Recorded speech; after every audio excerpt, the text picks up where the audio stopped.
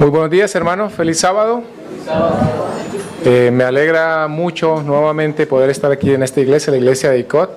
Esta iglesia, siempre lo he dicho, cada vez que vengo me gusta mucho porque es una iglesia cercana, es una iglesia familiar, es una iglesia donde se siente el amor de Dios entre los hermanos.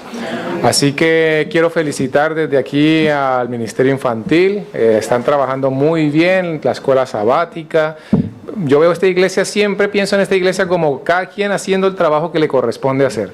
Cada quien en su punto para que el mensaje de Dios sea presentado, y los únicos que están recibiendo son ellos los que están interesados en conocer del amor de Dios. Así que eso es correcto.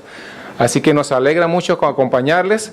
Yo sinceramente hoy me siento como Jonás, ¿no? Recordamos la lección de esta mañana. Me siento un poco así porque me siento un poco indigno de lo que voy a decir o de lo que el Señor ha colocado en mi mente para decirlo, porque siento que en mi vida todavía hace falta mucho de todo esto. Pero lo más importante es que el Señor nos motiva cada día a seguir, a avanzar en esta carrera que llevamos como cristianos. Y bueno, quiero invitarles para que allí donde están vamos a inclinar el rostro para iniciar con el tema. Padre eterno, te damos gracias, Señor, por tu misericordia hacia nosotros, porque tu perdón, tu misericordia, tu bondad siempre están dispuestas a recibirnos. Porque siempre, Señor, a pesar de nuestros errores, de nuestros pecados, de nuestras falencias de carácter, Señor, las ofensas que hacemos a otras personas, tú nunca nos rechazas. Queremos pedirte, Señor, que el Espíritu Santo sea el que exprese este mensaje, que sea para nuestra vida eterna, que sea para la salvación de cada uno de nosotros, Señor, y yo el primero. Todo esto lo pedimos solamente por los méritos de Jesús. Amén. Amén. Muy bien. He titulado este tema como la adoración auténtica, un reflejo de la naturaleza de Dios. Y si nosotros pensamos en las cosas que Dios nos pide, en realidad no las pide porque Él las necesite, sino porque nosotros las necesitamos como seres humanos. Y una de estas cosas es la adoración. Y si pensamos en la adoración, ¿qué se nos viene a la mente? Para el ser humano, ¿qué es la adoración? Es comunicación con Dios, admiración hacia alguien, ¿no? Hacia Dios, en este caso nosotros, ¿no? Pero puede ser que la adoración se convierta en un concepto personal y deje de ser adoración real, porque la adoración en sí misma es un acto real, verdadero. Pero se puede tornar un poco en un acto falso o falseado. Puede ser, ¿no? Puede ser. Y es lo que vamos a intentar ver esta mañana. En la cita bíblica de referencia que estaba en Juan 4, 23 y 24, quiero leer un versículo antes, que es el versículo 21. Juan 4, 21. Por cierto, el que trajo la Biblia o su dispositivo móvil en el que pueda buscar, sáquelo, porque vamos a usar muchas citas bíblicas y es interesante que vayamos hilando cada una de ellas. Juan 4, 21 dice: Jesús le dijo: Mujer, créeme que la hora viene cuando ni en este monte ni en Jerusalén adoraréis al Padre. Y si lo trajésemos a nuestros días, podríamos cambiar un poco las palabras y diríamos, o diría Jesús, pues nos diría a nosotros: vendrá un momento, vendrá una hora que ni en la iglesia de ICOT, ni en la iglesia de Santa Cruz, ni en la iglesia del sur, ni en ninguna otra parte del mundo adoraremos al Padre. ¿Sí? Y quiero introducir el tema en esta mañana de esta manera, porque la adoración tiene que ver mucho más profundo con un simple lugar de adoración. Y es cierto que es importante un lugar de adoración porque es un lugar apropiado para hacer un acto, ¿no? Pero la adoración va mucho más allá de esto. Vamos a ver 6 aspectos en los cuales se basa la adoración. El primero de ellos es el conocimiento de Dios, el conocimiento de Dios que vamos adquiriendo por nuestra experiencia, por la revelación que vemos en la naturaleza. Y nuestra hermana mencionaba esta mañana un agradecimiento porque su mascota había tenido un golpe de calor y bueno, tuvo una pequeña crisis ahí y se pudo recuperar, ¿no? Pero es que en la naturaleza, las mascotas que nosotros tenemos en nuestra casa es una revelación de Dios, del poder creador de Dios. Yo también tengo una mascota y seguramente muchos de ustedes la tendrán, y nos muestran cómo estas mascotas o estos animales se relacionan con nosotros y de alguna manera perciben los sentimientos, perciben también y nos muestran sus sentimientos, ¿no? No voy a decir que razonen porque seguramente ellos tendrán una inteligencia diferente a la nuestra, pero sí es cierto que en la creación vemos aspectos del carácter y el poder creador de Dios, ¿sí? Eso es una forma de revelarse a Dios, la naturaleza. Pero la más explícita para nosotros es su palabra, ¿no? La capacidad que nosotros tenemos para aprender y para comprender y experimentar o representar en la realidad nuestra experiencia con Dios a través de nuestra razón. ¿Esto qué quiere decir? Que cuando nosotros empezamos a obtener conocimiento de Dios a través de su palabra, a través de la naturaleza o a través de Jesús, que es su digno representante, es cuando nosotros empezamos a interrelacionarnos con este Dios, ¿no? Exponernos al conocimiento de Dios en las Escrituras derriba nuestros conceptos, derriba nuestros prejuicios y hace que nuestra razón alcance nuevos límites, dando lugar a la transformación. Y esto lo vemos en Hechos 8, del 26 al 39. Si a alguien se le ocurre la cita o la conoce, es la historia de Felipe y el etíope, ¿sí? Felipe estaba predicando la palabra de Dios, el etíope se dirigía hacia Jerusalén para hacer la adoración y estaba leyendo, ¿no? Quiero que nos enfoquemos en el versículo 27. Si alguien lo tiene, por favor, léalo. Entonces, Hechos... perdón. Entonces él se levantó y fue. Y sucedió que un etíope, Eunuco, funcionario de Candace, reina de los etíopes, el cual estaba sobre todos sus tesoros y había venido a Jerusalén a adorar. Muy bien, entonces, ¿qué quería hacer el etíope? Adorar, ¿no? Vamos a ver en el versículo 30. ¿Qué dice el versículo 30? Acudiendo Felipe le oyó que leía al profeta. Esta pregunta es muy interesante. ¿Entiendes lo que lees? Este etíope no era judío, no era israelita. Su cultura, su raza era totalmente diferente y opuesta a la cultura de Israel, pero había entendido que en Jerusalén se adoraba al verdadero Dios, al Dios del cielo, de la tierra y el que había creado el mundo entero. Se dirigía a lugar a adorar, pero tenía un problema. Estaba intentando adquirir conocimiento de Dios, pero no entendía lo que leía. Necesitaba a alguien que se lo explicara. En este caso, pues aparece, Dios envía a Felipe allí, le explica y luego él entiende la salvación a través de Cristo Jesús y encuentra a Dios y le adora. Muy bien.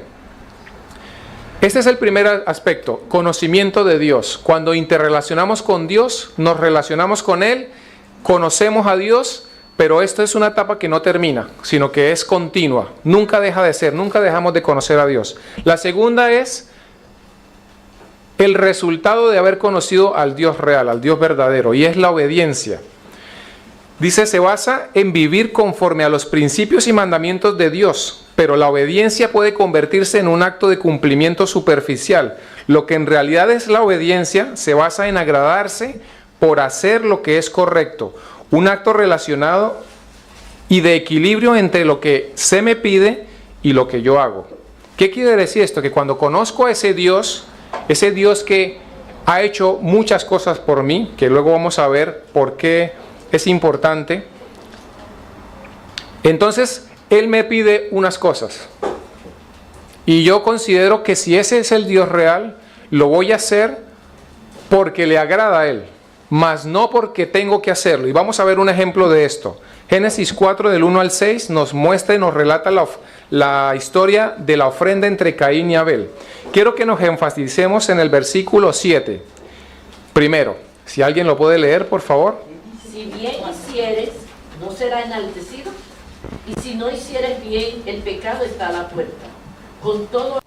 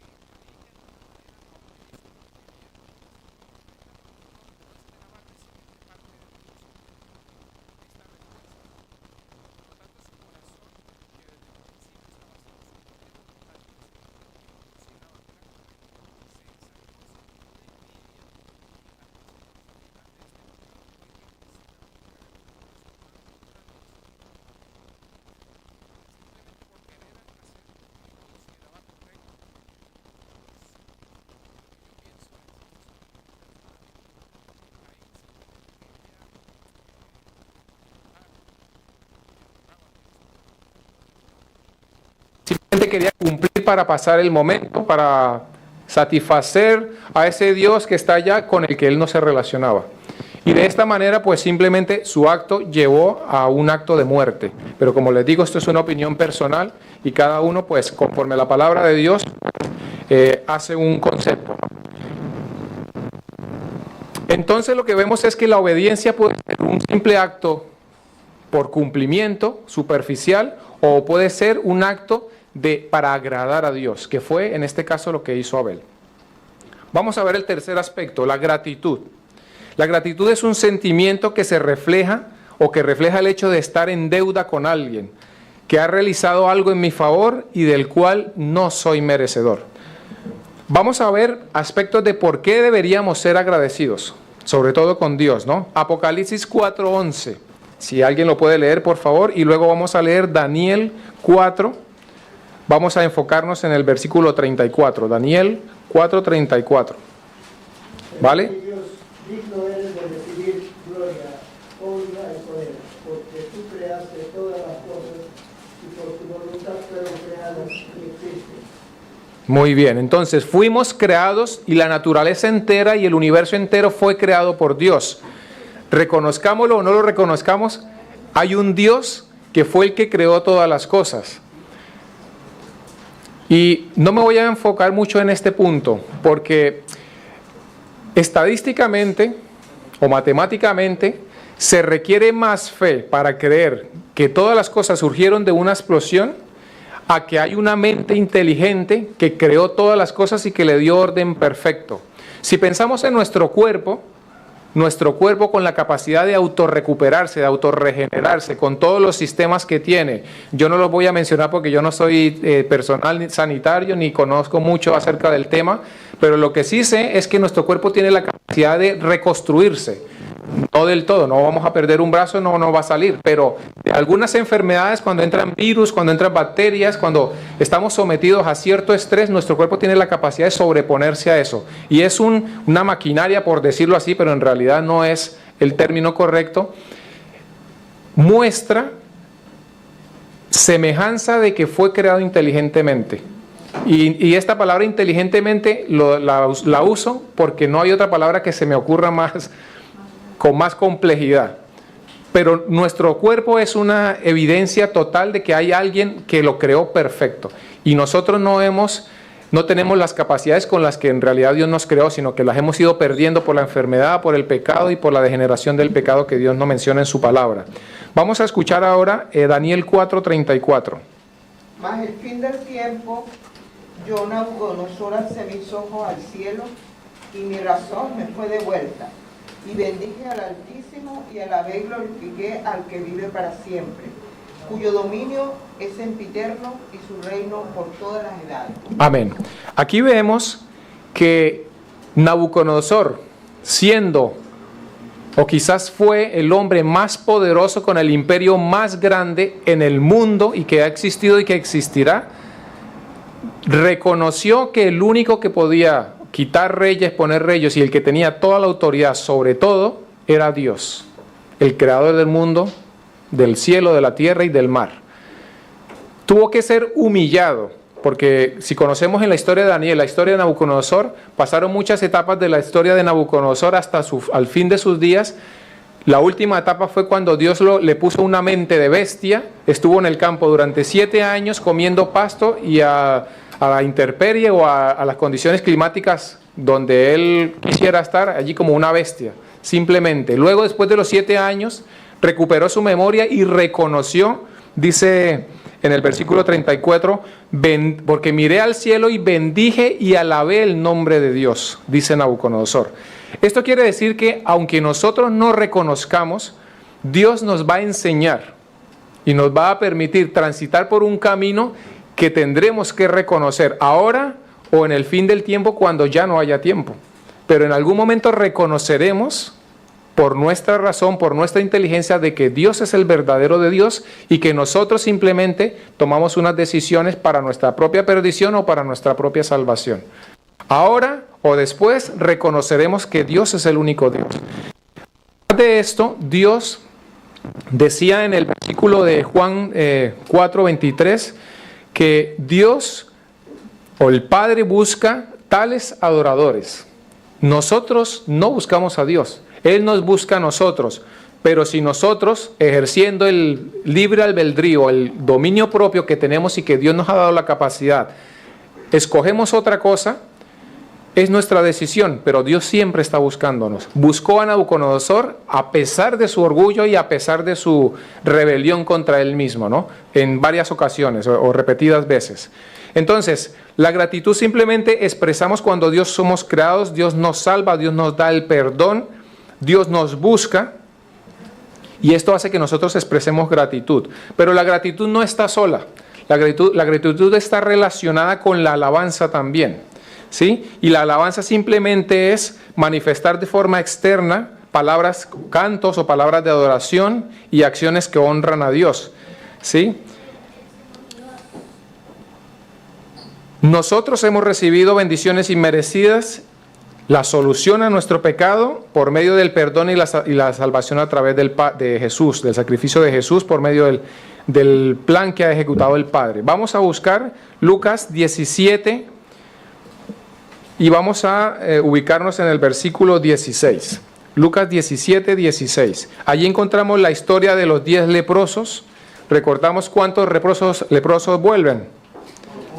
Uno solo. Vamos a leer el versículo 16. Si alguien lo tiene. Y se postró rostro bien. Este era samaritano, ¿no? Lo importante y lo interesante de este leproso que volvió, porque no tenía necesidad de volver, reconoció quién era Jesús. Se postró, y el hecho de postrarse, ¿qué significaba? Que estaba reconociendo que Jesús era Dios y que tenía el poder del cielo, ¿no? Poder del Padre. En el Salmo 100, si alguien lo quiere buscar, me gusta mucho este salmo porque allí encontramos agradecimiento, palabras de adoración y agradecimiento hacia Dios. Salmo 100, así como el Salmo 100 encontramos el Salmo 107 y el 118 que expresan gratitud y alabanza por su bondad y por su amor. Si alguien lo quiere leer, es cortito. Cantad alegre a Dios, habitantes de toda la tierra. Servid a Jehová con alegría. Venid ante su presencia con regocijo. Reconoced que Jehová es Dios. Él nos hizo y no nosotros a nosotros mismos. Pueblo suyo somos y ovejas de su prado. Entrad por sus puertas con acción de gracias, por sus atrios con alabanza. Alabadlo, bendecid los nombres, porque Jehová es bueno, para siempre es su misericordia y su fidelidad por todas las generaciones. Amén. Son palabras del salmista que expresa en momentos en los que reconoce que Dios le ha ayudado y le ha sustentado durante toda su vida, ¿no? El quinto aspecto, y sí quiero mencionar los anteriores simplemente para no dejarlos olvidar, conocimiento de Dios, la obediencia, la gratitud, la alabanza, todas estas cosas se producen en un momento específico, ¿no? Es posible, como todos los sentimientos, pasan, son pasajeros, se producen solo en un tiempo determinado, pero la verdadera adoración y el encuentro con Dios a través de su palabra y a través de los diferentes aspectos no produce un sentimiento efímero y pasajero, sino que produce un cambio permanente y un estado permanente en cada persona. Y esto se ve en el estilo de vida de la persona. Cuando el individuo o cada uno de nosotros nos encontramos con ese Dios, nos debemos a Él, nos rendimos ante su voluntad. Quiero que busquemos Romanos 12, 1 y 2. Y otra persona, por favor, busquen Romanos 6, del 12 al 14. Otro puede buscar Romanos 8, 11 al 14. Y otro puede buscar Romanos 11, 33 y 36. El primero sería Romanos 12, del 1 al 2. Por tanto, hermanos, os ruego, por la misericordia de Dios, que presentéis vuestros cuerpos como sacrificio vivo, santo, agradable a Dios, que es vuestro verdadero culto. No os conforméis a este mundo, sino transformaos por medio de la renovación de vuestro entendimiento, para que comprobéis ¿Cuál es la buena voluntad de Dios, agradable y perfecta? Amén. En resumidas cuentas, o las palabras principales de este versículo es que nosotros debemos ser un sacrificio vivo y permanente delante de Dios. Nuestra vida debe ser presentada como una ofrenda agradable cada día ante Dios, no como un requerimiento superficial, sino como un acto de agradar, un acto de servir a Dios. Ahora, Romanos 6, del 12 al 14. No reine pues el pecado en vuestro cuerpo mortal, de modo que lo obedezcáis. No presentéis vuestros miembros al pecado como instrumentos de iniquidad, sino presentaos vosotros mismos a Dios, vivos de entre los muertos, y vuestros miembros a Dios como instrumentos de justicia, porque el pecado no se enseñoreará de vosotros, pues no estáis bajo la ley, sino bajo la gracia. Amén. Bajo el poder de Dios. En esta cita, en resumidas cuentas o de forma sintetizada, encontramos que Dios nos recibe tal y como somos nosotros, en nuestra condición de pecado, con nuestras tendencias, con nuestros gustos, con nuestros sentimientos, sean de ansiedad o sean de optimismo o cualquier tipo de sentimiento que nosotros tengamos. Dios nos recibe como somos. Pero Él lo que quiere es que seamos sinceros y nos presentemos ante Él. Presentad vuestros cuerpos, presentad vuestra mente. Esto fue lo que hizo finalmente Nabucodonosor. Siendo orgulloso y siendo el rey del mundo y el gobernante del mundo, se presentó ante Dios, se rindió a Él y Dios le dio mucha más bendición de la que tenía antes. En nuestra condición de humanidad, con todas las falencias de carácter, con todas nuestras tendencias, lo único que podemos hacer ante el pecado es presentarnos a Dios con todo esto, porque a Dios no le podemos engañar. El hecho de que nosotros vayamos a adorar a Dios en espíritu y en verdad, en espíritu humano, o en lo más interno de nuestro corazón, lo que traspasa los sentimientos, en ese lugar donde yo no puedo esconderme de nadie, allí está Dios y Dios revela y ve todo lo que hay en mi vida. Por lo tanto, no puedo esconder nada de Dios. Lo único que hago es intentar quitarle esa parte a Dios para que Él no pueda transformarla. Entonces, si presentamos esto delante de Dios, Él puede organizar mi vida, puede ordenar esas tendencias o esos defectos de carácter que tengo en mi vida. Hay una parábola en la Biblia, que no la tenía aquí pendiente, pero la voy a mencionar. Jesús mencionó o comparó la vida de una persona con una casa endemoniada. Había un demonio allí que estaba desorganizando esta casa. Viene un señor con poder y con autoridad, saca a este demonio y organiza la casa. Esta casa ahora está mucho mejor que antes, está ocupada por este señor de autoridad.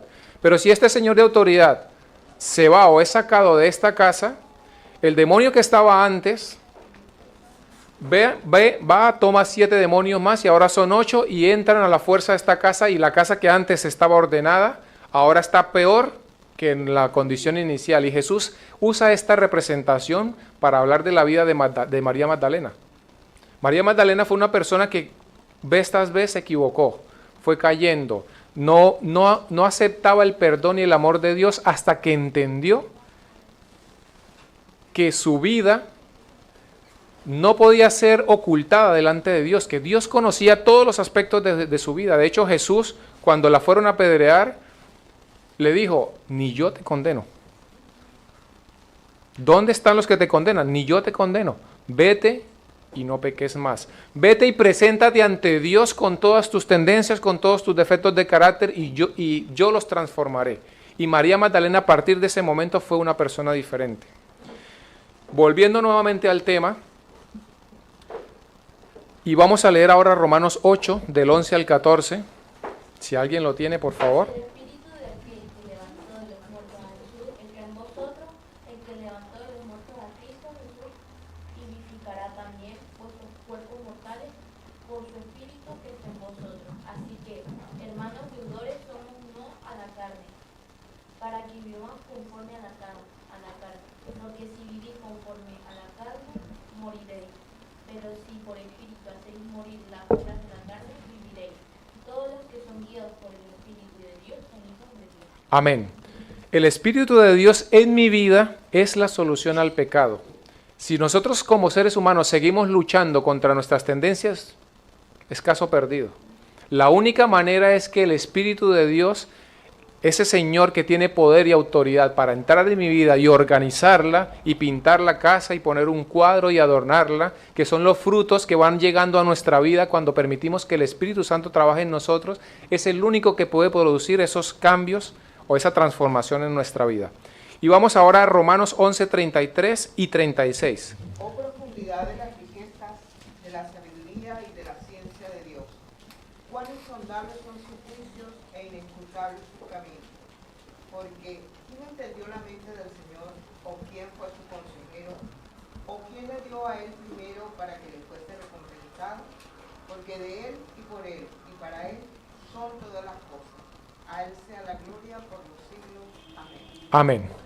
Todas las indicaciones, todo el conocimiento, toda la sabiduría que Dios ha dejado en su palabra, solamente son indicaciones para que su pueblo, sus seguidores, los que le reconocen como Dios, Él quiere guiarles hacia el propósito pleno y perfecto. Solamente son para que nuestra vida sea una vida completa, para que nuestra vida sea una vida feliz, para que no nos falte nada de lo que normalmente la humanidad carece. Como hijos de Dios y bajo su influencia, hemos recibido luz tan grande sobre el estilo de vida a través del Espíritu de Profecía y a través de otros autores en lo que se refiere a hábitos de la salud, porque Dios busca que los verdaderos adoradores le adoren en espíritu y en verdad. Estos hábitos incluyen, y recordemos la ofrenda de Caín y Abel. Dios le dijo a Caín, si bien hicieres, ¿acaso no te enseñorearás del pecado?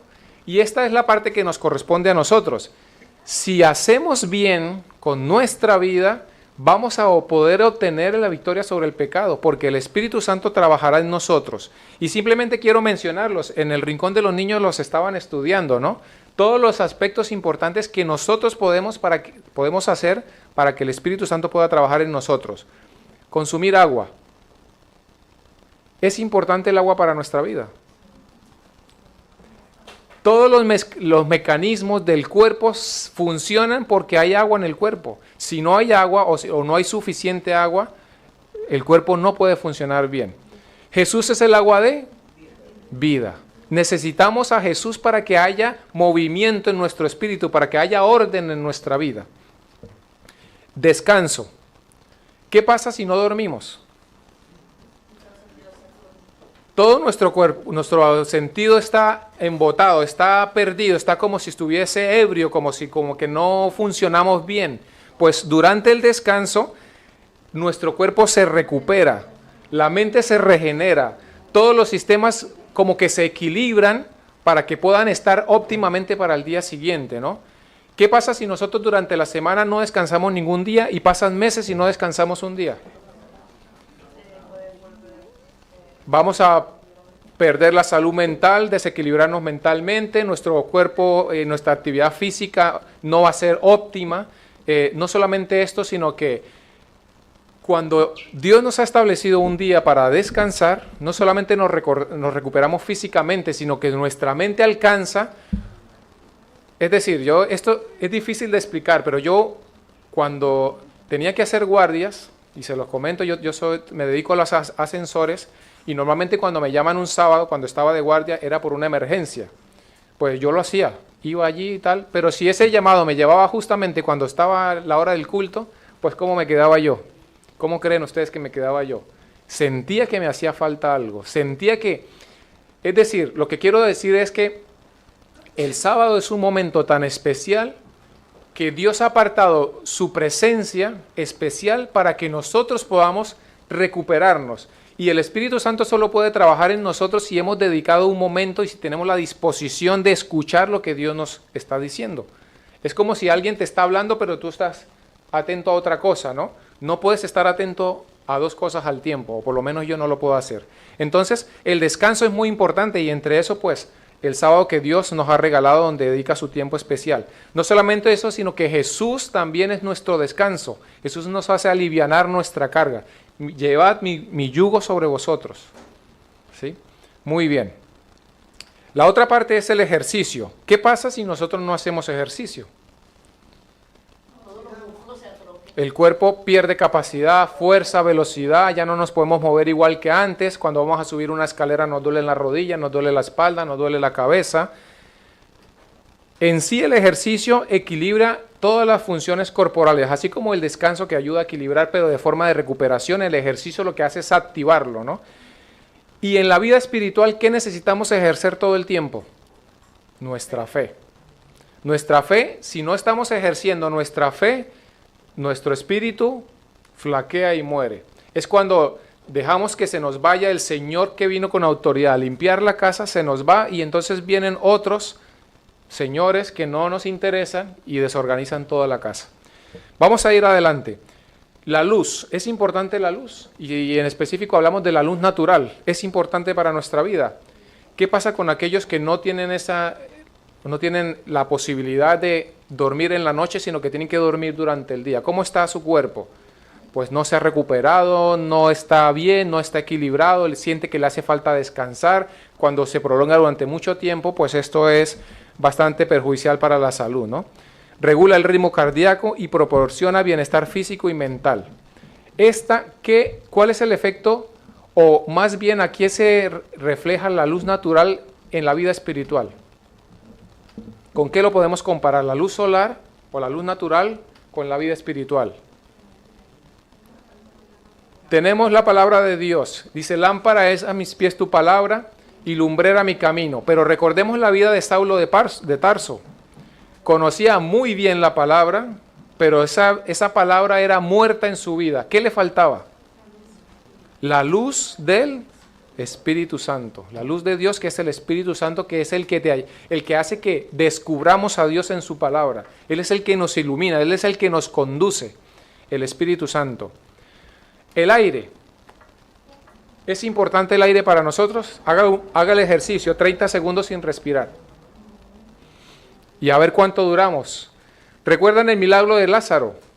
Lázaro dejó de respirar durante 3 días. De hecho, cuando Jesús vino a resucitarle, le dijeron, Señor, pero es que ya lleva 3 días y ya hiede, ya huele mal, ya se está descomponiendo. Cuando Lázaro resucitó, yo me imagino a sus vecinos, a sus hermanas, Lázaro vivo, Lázaro hacía esto, y todos, está respirando. Solo el hecho de respirar para Lázaro ya era una muestra del poder de Dios. Nosotros no apreciamos, digamos, la capacidad de respirar, porque no nos ha faltado. Pero aquellos que les falta, la valoran muchísimo. ¿Y cuántas veces pasamos muchas veces horas sentados, quietos en un lugar, no respiramos, no nos estiramos? El aire también hace parte de, así como el agua, es la energía que necesitan nuestras células para reactivar todo el cuerpo, para reactivar todos los tejidos. Cuando Dios creó al hombre, creó un muñeco perfecto, con detalles y todos, ¿y qué hizo? Sopló en su nariz aliento de vida. Esto quiere decir que necesitamos el aire, necesitamos buscar a Dios porque es el creador, es el que da la vida. El hecho de que nosotros nos despertemos todos los días, como que lo asumimos, ¿no? Mañana me voy a despertar sí o sí. Pero ¿cuántas personas no se han despertado hoy? El aliento de vida que Dios nos da es un hecho que nosotros asumimos, pero que no valoramos porque muchas personas dejaron de respirar. De hecho, cuando tenemos la oportunidad de ir, bueno, la oportunidad no es una oportunidad, más bien es una desgracia tener que ir a un funeral porque la muerte no es un acto, es algo extraño para nosotros. Y yo hace mucho tiempo dejé de mirar los féretros, ¿no? Me refiero a los cuerpos. ¿Por qué? Porque yo siempre pienso y hacía la comparación. De niño, de hecho, les tenía mucho miedo hasta que murió mi abuela y eso ya me cambió la perspectiva completamente. Estaba muy joven, muy niño. Porque yo comparaba, mi abuela muerta no es igual a la abuela que yo conocía, o sea, no se parece en nada, tiene sus rasgos físicos, pero no es inerte, no se mueve. Y el hecho de poder respirar es el hecho de que Dios me da la oportunidad de acercarme a Él cada día. Es el hecho de que me da la oportunidad de salvación cada día y de perdón. Vamos a ir avanzando porque estoy profundizando mucho en cada aspecto. La nutrición. Todos los días estamos desgastando nuestro cuerpo, todos los días estamos perdiendo nutrientes en nuestro cuerpo, pero no nos preocupamos por si los estamos reponiendo. Dios nos creó del barro, ¿no? Y la tierra que tiene, pues minerales, tiene diferentes componentes que son importantes para nosotros, pero no les prestamos atención o la suficiente importancia para saber si los estamos reponiendo para que nuestro cuerpo funcione bien. ¿Qué pasa cuando a una persona se le baja el potasio? Sobre todo en las personas mayores. Tiene consecuencias muy graves, ¿no? Cuando se le bajan diferentes minerales, pues tiene consecuencias muy graves. Nosotros los jóvenes, me considero todavía joven, o los jóvenes no se siente esto porque hay mucha vitalidad, hay mucha energía, hay mucho aliento de vida de Dios. Pero cuando va pasando el tiempo, entonces es cuando nos damos cuenta que me hace falta reponer lo que no he consumido. Una alimentación equilibrada, una alimentación pensada en que nuestro cuerpo se pueda recuperar, pues es lo que Dios desea para nosotros. La temperancia. ¿Qué es la temperancia? Es importante el sentido del equilibrio en el cuerpo. ¿Qué pasa si no tenemos equilibrio? Nos caemos, ¿no? Nos podemos golpear, nos podemos hacer daño. Pues la temperancia es ese principio de equilibrio no solamente físico, sino espiritual. Es ser equilibrado con todo. Es no abusar de lo bueno, abstenerme de lo malo, pero usar lo bueno con moderación, porque todo en exceso es negativo para nuestra vida. La esperanza o la confianza en Dios. Podemos tener todo lo anterior, todo lo que hemos mencionado anterior, podemos habernos encontrado con Dios, podemos encontrado su palabra, puedo presentarle a Dios mi vida, puedo adquirir todos estos hábitos que son recomendaciones que Dios me da para que mi vida sea más fácil recibir al Espíritu Santo y tener una victoria un poco más asegurada. Pero si mi vida pierde en algún momento la orientación y la confianza en Dios, pues no he ganado nada. Necesitamos esperanza para afrontar las dificultades, sabiendo que hay una solución en el poder de Dios. Y esto es que Cristo restaurará su reino como Él lo había pensado originalmente. Estamos en una transición en la que entró el pecado, que es un ente extraño o ajeno a lo que Dios quiso para su plan o para la humanidad, y vendrá la restauración. Por lo tanto, nuestra esperanza es que esto que está pasando ahora cambiará, tendrá un fin y encontraremos el reino de Dios donde todo es perfecto. Quiero finalizar con el último aspecto, pero no quiere decir que no sea importante. El último aspecto que quiero tratar es la humildad. Y es que cuando nosotros vemos todo este poder de Dios, todo el conocimiento que Él nos ha dado, todo lo que está dispuesto a hacer y lo que ya hizo, entonces reconocemos que somos muy pequeños delante de Dios. Nos acercamos a Él con reverencia y respeto, pero a la vez reconocemos que el valor de la persona que está a nuestro lado, también es un hijo suyo. Juntos hemos recibido la gracia y el perdón y los dones inmerecidos de la bondad y la misericordia de su Hijo. Vamos a buscar Primera de Juan 4, 11, 18 y del 20 al 21. Y otra persona, por favor, va a buscar Mateo 5, 22 al 24.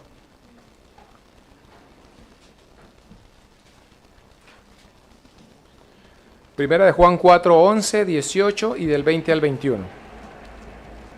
Amados, si Dios nos ha amado así, debemos también nosotros amarnos unos a otros. 18. Sí. En el amor no hay temor, sino que el perfecto amor echa fuera el temor, porque el temor lleva en sí castigo, de donde el que teme no ha sido perfeccionado en el amor. El 21. 21, sí. Nosotros le amamos a Él porque Él nos amó primero. Si alguno dice yo amo a Dios y aborrece a su hermano, es mentiroso. Pues el que no ama a su hermano, a quien ha visto, ¿cómo puede amar a Dios a quien no ha visto? Y nosotros tenemos este mandamiento de Él: el que ama a Dios, ame también a su hermano. Amén. ¿Y Mateo 5, 22 al 24? Pero yo digo que cualquiera que se enoje contra su hermano será culpable de juicio. Y cualquiera que diga necio a su hermano será culpable ante el concilio. Y cualquiera que le diga fatuo, quedará expuesto al infierno del fuego. Por tanto, si traes tu ofrenda al altar y allí te acuerdas de que tu hermano tiene algo contra ti, deja allí tu ofrenda delante del altar y anda. Reconcíliate primero con tu hermano y entonces ve y presenta tu ofrenda. Amén. Vemos cómo en todos estos aspectos que hemos visto, la humildad y reconocer el valor de nuestro hermano ante Dios también es importante en la adoración. De hecho, el último versículo nos decía, si tú traes una ofrenda al templo, deja la ofrenda y ve y reconcíliate primero con tu hermano, porque esto es más importante. Jesús nos dejó una regla de oro de la convivencia. Está en Mateo 7:12. Así que todas las cosas que queráis que los hombres hagan con vosotros, así también vosotros haced con ellos, porque esto es la ley y los profetas. Y quiero que juntos busquemos la última cita, que es la conclusión de este día. Pero antes de ello, simplemente mencionar que nosotros somos los que necesitamos adorar a Dios. Dios no necesita que le adoremos. Él tiene millares de ángeles que le adoran. Dios se complace en repartir tareas a los diferentes seres, a los ángeles, diferentes rangos de ángeles, no se dice rangos, pero diferentes tipos de ángeles que hay según su función, y ellos se complacen en servirle a Dios, porque su carácter es de amor, porque su carácter es bondad. Pero en cambio nosotros necesitamos adorar a Dios, porque esto suple las necesidades más profundas del corazón humano. Si nosotros no queremos reconocer y no queremos adorar a Dios, somos libres de hacerlo. De hecho, Dios nos dio esa facultad. Pero nosotros sabemos que tendremos muchas falencias. De hecho, la humanidad entera tiene falencias hoy en día por eso. La ansiedad, la depresión, que pueden venir en diferentes facetas, en diferentes épocas de la vida, tienen mucho que ver con esto, con la adoración, con buscar la profundidad, con buscar descubrir a Dios en el Espíritu y en la verdad. Vamos a buscar Isaías 57:15. Isaías 57:15.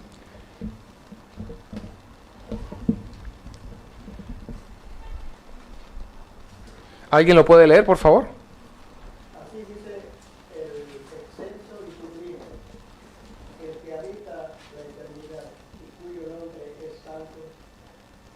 Yo habito en la altura y en la sanidad. Santidad. Con él contrito y humilde de espíritu, para reanimar el espíritu de los humildes y vivificar al corazón de los contritos. Amén. Esto dice el santo. ¿Cuántos santos hay? Solo uno, el santo. Yo habito en la eternidad y cuyo nombre, es el santo. Dice, porque os digo, el alto y sublime, el que habita la eternidad y cuyo nombre es el santo, yo habito en la altura y santidad y con el quebrantado y humilde de espíritu, para hacer vivir el espíritu de los humildes, para vivificar el corazón de los quebrantados.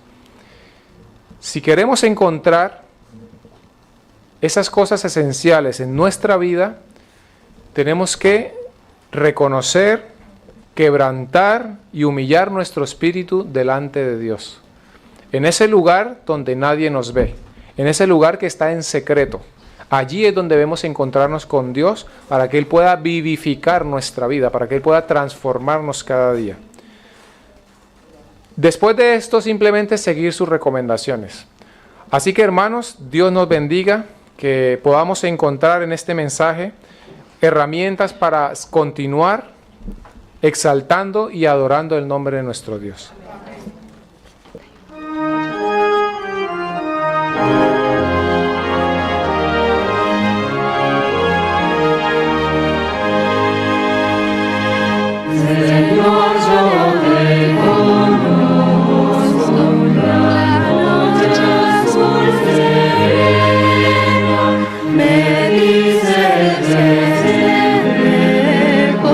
Tu Dios esconde allí.